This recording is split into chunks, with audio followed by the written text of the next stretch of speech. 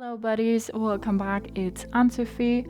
Last time I showed you how to install apps, and this time I'm going to show you how to delete apps from your Motorola Moto G82. For this, you're going to the app that you want to delete, press and hold, and then you got to move it around. Then this little blue screen comes up and you see here remove or uninstall.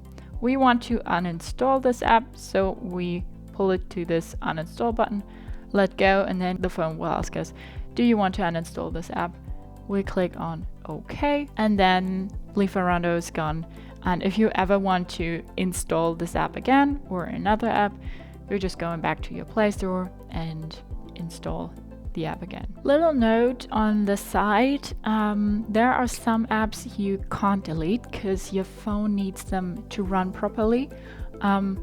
So you might come across some apps that you don't need or don't want and think, oh, I'm gonna uninstall them, but they're not, but you can't do so. But yeah, that's how easy it is to delete apps from your Motorola Moto G82.